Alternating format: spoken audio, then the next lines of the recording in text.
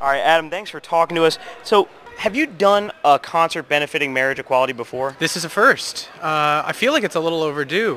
When all the Prop 8 stuff was going on in California, I was kind of in the middle of all my stuff, so I wasn't able to get involved as much as I wanted to. And this is kind of a similar situation. We have a question on a ballot that is up to the people.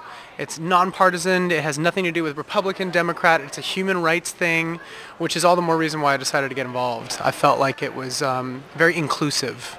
Do you feel like you can make a difference this time when you were kind of out of the game before? Yeah. I'm doing what I can. I'm lending my amazing fan base. Hopefully they can help raise awareness tonight after this concert. Hopefully I can get them excited about the cause. And obviously it's a fundraiser. So anything that can help bring funds to a campaign to raise awareness for this issue, I think if people know about it, and the more people that know about it, I think the more people are going to go and vote and understand what they're voting for.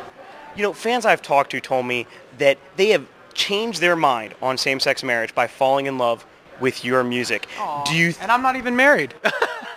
So weird.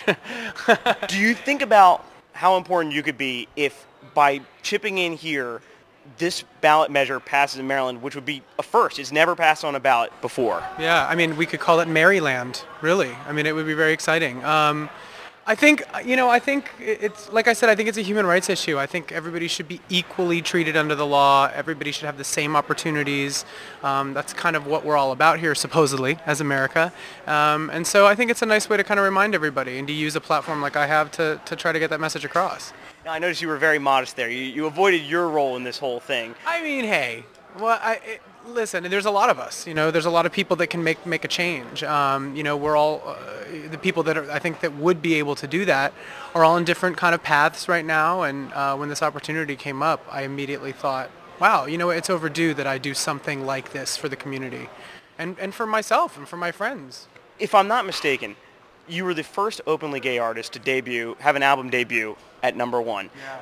Do you think that was historically significant or a sign that it's not such a big deal anymore? Maybe a little bit of both. I don't think it's a big deal at all. I think it's just kind of another part of what makes me who I am.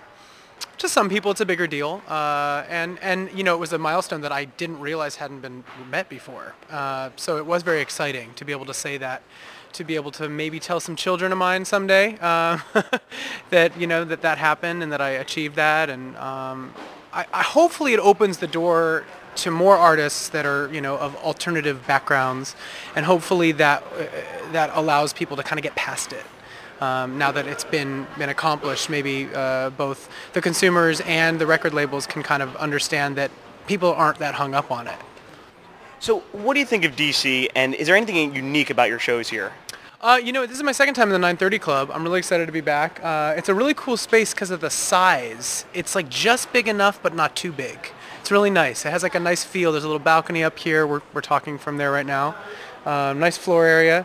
And DC's really cool. I've been here a handful of times, and every time I come here, it's an interesting energy. I think people are excited. I think there's a lot of looking ahead here in DC. People look forward a lot. They look at the future, and they look at maybe some of the change that we can affect. And so an event like this tonight is pretty appropriate.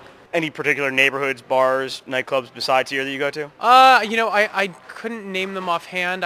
The last time I was here, I went out with a friend and my boyfriend, and we went to some bars uptown somewhere. I don't know where they were.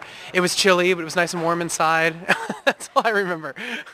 So let's say question 6 passes. Yeah. What do you think your first concert back here is going to feel like?